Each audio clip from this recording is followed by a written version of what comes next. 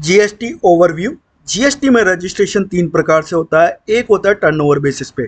Goods, अगर आपका turnover 40 lakh के ऊपर है, जीएसटी रजिस्ट्रेशन लेना होगा। सर्विस में अगर आप डील कर रहे हैं 20 लाख के ऊपर है, जीएसटी रजिस्ट्रेशन लेना होगा। नॉर्थ ईस्ट स्टेट में गुड्स 20 लाख और सर्विस 10 लाख के ऊपर होने पर भी जीएसटी रजिस्ट्रेशन लेना होता है। एक होता है कि इरेस्पेक्टिव ऑफ आपका टर्नओवर, चाहे 10 रुपये हो 10 लाख हो, आपको रजिस्ट्रेशन लेना होगा, जिसे मैंडेटरी रजिस्ट्रेशन कहते हैं। इसके अंदर अगर आप इंटर स्टेट सप्लाई करते हैं, मतलब आप महाराष्ट्र में और राजस्थान में गुड्स का सप्लाई करना चाहते हैं, कंपलसरी रजिस्ट्रेशन लेना होगा। सर्विसेज के केस में स्टिल आप कर सकते हैं, टर्नओवर बेसिस पे आपको रजिस्ट्रेशन लेना होगा। कैजुअल टैक्सेबल पर्सन, मैं महाराष्ट्र में हूँ लेकिन मेरे को एक सेमिनार कॉन्फ्रेंस में 3 महीने के लिए अपना शॉप ओपन करना है, तो उसे कैजुअल टैक्सेबल पर्सन कहते हैं, कंपलसरी जीएसटी रजिस्ट्रेशन। अगर आप आरसीएम में कोई टैक्स पे कर रहे हैं, कंपलसरी रजिस्ट्रेशन। नॉन रेजिडेंट है, या आप टैक्स डिडक्टर है, या आप ओआईडीआर है, इनपुट सर्विस डिस्ट्रीब्यूटर हैं, टीसीएस कलेक्टर है, इन सभी केसेस में आपको जीएसटी रजिस्ट्रेशन लेना होगा, मैंडेटरी। सो मोटो रजिस्ट्रेशन, मेरा टर्नओवर गुड्स के केस में 10 लाख रुपए है लेकिन मैं जीएसटी में रजिस्ट्रेशन लेना चाहता हूँ, ले सकता हूँ। या असेसिंग ऑफिसर को इन्फॉर्मेशन मिलती है तो वो हमें लायबल कर सकता है जीएसटी रजिस्ट्रेशन लेने के लिए। Person not liable for registration, ऐसा भी होता है कि आपका टर्नओवर गुड्स का 1 करोड़ रुपए हो गया है, स्टिल आप जीएसटी में रजिस्ट्रेशन लेना चाहते हैं या नहीं लेना चाहते, आपके ऊपर है। वो केस कौन सा होगा, जब आप ऐसी कोई गुड्स या सर्विसेज सप्लाई कर रहे हैं जो कि जीएसटी के अंदर टैक्सेबल नहीं है या होली एग्जम्प्ट है। ध्यान रखिए, जीएसटी रजिस्ट्रेशन लेने के टाइम पे हमें बैंक डिटेल नहीं देनी होती है, लेकिन रजिस्ट्रेशन आने के बाद में आपको वो बैंक डिटेल बननी होगी 30 दिन के अंदर अंदर, या जीएसटीआर 1 आप फाइल कर रहे हैं उससे पहले, तो उससे पहले, अदरवाइज आपका जीएसटी रजिस्ट्रेशन अगेन कैंसिल हो सकता है। जीएसटी रजिस्ट्रेशन लेने के बाद में जो है, अब आपको जीएसटी रिटर्न फाइल करनी होगी, तो वो डिपेंड करता है कि आपने कौन सी कैटेगरी में जीएसटी रजिस्ट्रेशन लिया है। नॉर्मल जो होता है जीएसटीआर 1 जीएसटीआर 3 भी होता है, और आईटी से अवेलमेंट के लिए जो है वो मेरा जीएसटीआर 2A 2B आता है। फ्रेंड्स, इसी के साथ साथ जीएसटीआर 4 जो है वो मेरा एनुअल कंपोजिशन के लिए होता है। जीएसटीआर फाइल 5 जो मेरा ओआईडीआर के लिए, 6 आईएसडी के लिए, 7 टीडीएस डिडक्टर के लिए और 8 टीसीएस कलेक्टर के लिए।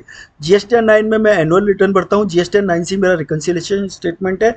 इसी के साथ साथ अगर एक क्यूआरएमपी स्कीम चलती है, अगर उसमें आप रजिस्टर है तो आईएफएफ करके मंथली रिटर्न फाइल कर सकते हैं।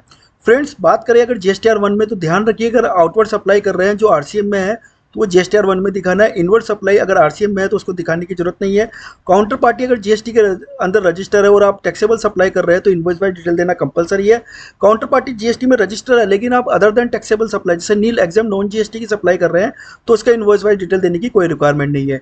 काउंटर पार्टी अगर रजिस्टर नहीं है जीएसटी के अंदर, फिर भी आपको इनवॉइस वाइज डिटेल देनी है। अगर वो काउंटर पार्टी, जैसे आप महाराष्ट्र में रजिस्टर है, राजस्थान में किसी काउंटर पार्टी को आपने जो कि जीएसटी में रजिस्टर नहीं है उसको मोर देन 2.5 लाख रुपीस की इनवॉइस के साथ में गुड्स या सर्विस सप्लाई की है तो इनवॉइस वाइज डिटेल देनी है, एल्स आपको कंसोलिडेटेड डिटेल ही देनी है।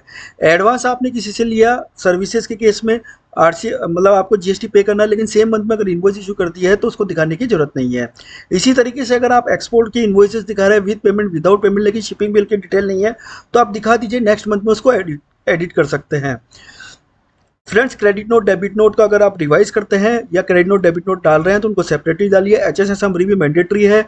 अगर आप ई कॉमर्स के थ्रू अप्लाई कर रहे हैं तो एडिशनल इन्फॉर्मेशन देनी होगी। अगर कोई डॉक्यूमेंट आपका कैंसिल हो रहा है, मतलब कोई इनवॉइस कैंसिल हो रही है, credit note debit note cancel हो रहा है, सेपरेट सीरीज बना रखी है, तो सबकी डॉक्यूमेंट डिटेल्स वाली समरी में जो है डिटेल्स जाएगी। जीएसटीआर 3B में ध्यान रखिए कि जो जीरो रेटेड सप्लाई होती है उसको जीएसटी के अंदर एक्सपोर्ट और एससीजेड सप्लाई माना जाता है। अभी भी कंफ्यूजन चलता है कि जीरो रेटेड में हम नील एग्जाम नॉन जीएसटी की सप्लाई डाल देते हैं। परमानेंट रिवर्सल आपको आईटीसी में दिखाना है। जीएसटीआर 3B के अंदर टेम्परेरी रिवर्सल आपको आईटीसी में दिखाना है। ओपनिंग बैलेंस ऑफ आईटीसी है जो आपका रिवर्सल का है, उससे ज़्यादा आप क्लेम नहीं कर सकते। रिक्लेम आईटीसी रिवर्सल करते हैं, आईटीसी रिवर्सल का रिक्लेम करते हैं तो ध्यान रखिए कि एडिशनल इन्फॉर्मेशन भी आपको दिखाना होता है।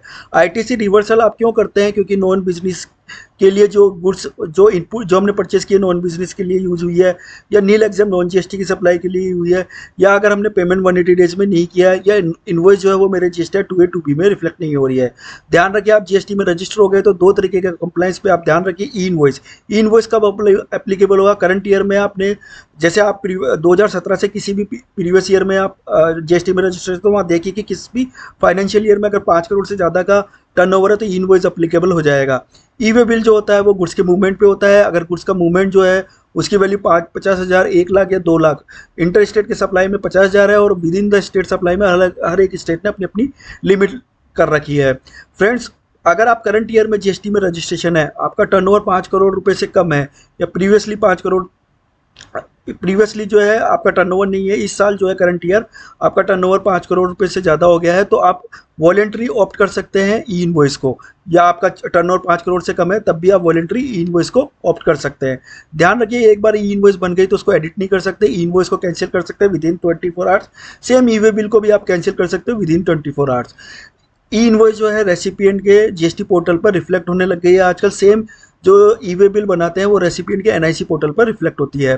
फ्रेंड्स, ई इनवॉइस को कोई रेसिपिएंट रिजेक्ट नहीं कर सकता, लेकिन ई वे बिल को रेसिपिएंट रिजेक्ट कर सकता है with in 72 hours.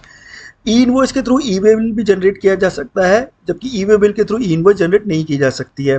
E invoice जो है नील एग्जेम्प्ट गुड्स या सर्विस के केस में एप्लीकेबल नहीं होती, वेयरएज ई वे बिल जो है नील एग्जेम्प्ट गुड्स के केस में सब एप्लीकेबल नहीं होगा। सर्विस में तो ई वे बिल बनाना ही नहीं होता। इन केस ऑफ इम्पोर्ट तो ई इनवॉइस बनाने की कोई ज़रूरत नहीं है, जबकि ई वे बिल के केस में बिल ऑफ एंट्री फाइल होने के बाद में अगर होम कंजम्पशन के लिए गुड्स मूव हो रहा है, 50,000 से ज़्यादा वैल्यू है, तो ई वे बिल एप्लीकेबल होगा। फ्रेंड्स, सर्विसेज के केस में ई इनवॉइस बनानी है, वेयरएज मैंने बताया कि ई वे बिल नहीं बनाना होता। फ्रेंड्स, अगर आप जीएसटी रजिस्ट्रेशन कैंसिल करते हैं, सरेंडर करते हैं, तो आपको जीएसटीआर 10 भी फाइल करना होगा। आईटीसी 04 जो होता है वो जॉब वर्क की रिटर्न के लिए होता है।